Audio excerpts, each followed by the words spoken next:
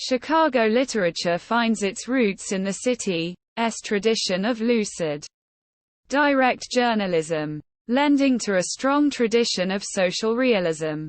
In the Encyclopedia of Chicago, Northwestern University professor Bill Savage describes Chicago fiction as prose which tries to capture the essence of the city, its spaces and its people. The challenge for early writers was that Chicago was a frontier outpost that transformed into a global metropolis in the span of 2 generations.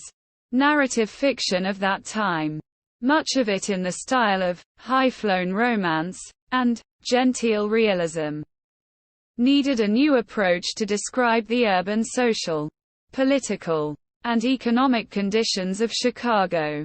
Nonetheless, Chicagoans worked hard to create a literary tradition that would stand the test of time, and create a city of feeling, out of concrete, steel, vast lake, and open prairie. Much notable Chicago fiction focuses on the city itself, with social criticism keeping exaltation in check. At least 3 short periods in the history of Chicago have had a lasting influence on American literature. These include from the time of the Great Chicago Fire to about 1900. What became known as the Chicago Literary Renaissance in the 1910s and early 1920s, and the period of the Great Depression through the 1940s. What would become the influential poetry magazine was founded in 1912 by Harriet Monroe, who was working as an art critic for the Chicago Tribune. The magazine discovered such poets as Gwendolyn Brooks, James Merrill, and John Ashbery. T.S.